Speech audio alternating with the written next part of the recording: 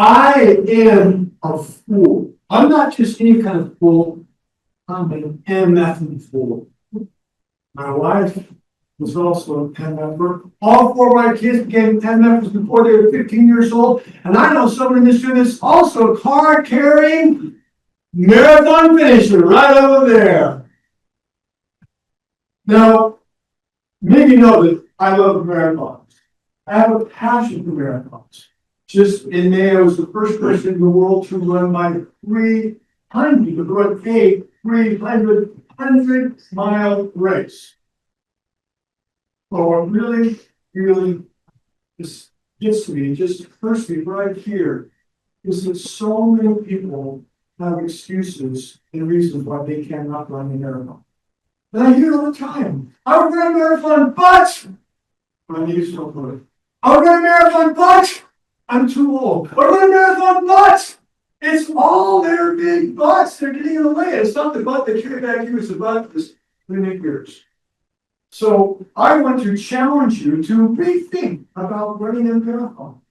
And give you a couple of stories that might help with that. Now, the first thing you have to do, there's 5 steps to run a marathon. I'm going to pick all the Toastmasters rules. I'm going to talk super fast and really loud because I only have 5 minutes. I'm going to get it all in. The first step is 1, 2, tie your shoe. And you might think, well, I already know how to do that. Tying your shoes is not a big deal.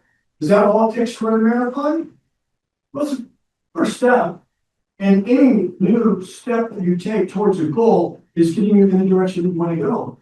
But what if you can't tie your shoe? You might think, well, who can't tie their shoe? There are people who can't. One person in particular, Holiday Day 2015, I was the open speaker for TEDx Temecula, and I gave a speech about pursuing your dreams, extreme dreams, maybe even running a marathon. And there was a woman who was in the audience, and 3 years later I met her. And she said, Dad, I've been running marathons since I was in the TEDx Temecula talk, but I don't know if I can. I took one look at her and I said, darling, you certainly can. The reason why she thought she couldn't is because Sabine Beth was born without arms. This is the marathon in 2019, where 5% of her with her LA marathon finishers she has. Now, this particular picture is in a book Sabine wrote. This is us just reading, photos wearing our marathon medals, and that's her book, Perseverance Until Success Happens. That woman is armed with perseverance. 1, 2, tie shoe. 3, 4, out the door. Now, I stood right here in 2016, and I challenged everybody in the audience. If you will see me before I walk out that door, I will coach you to run a marathon for free. 12 people took me on that challenge. One woman said, Ed, no, I wouldn't run unless a bear was chasing me.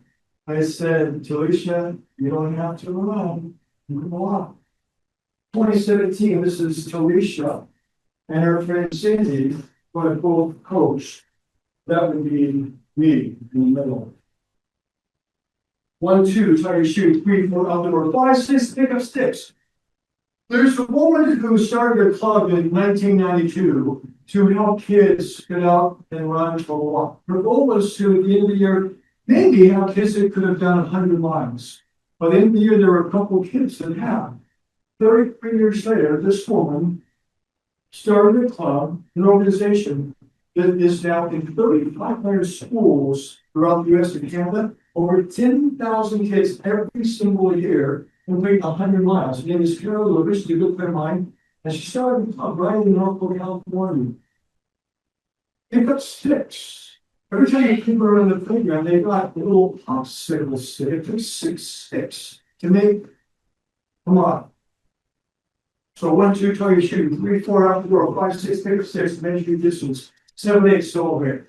I ran a race called Barrel 135, and in that race I saw a young man, and he was sitting on the side of the road, and he was crying like a big baby. And I said to him, get up, you have everything you need, but can you finish? He said, crying, like he was stuck in his slum. He said, can't hurt me? I said, that's right, David.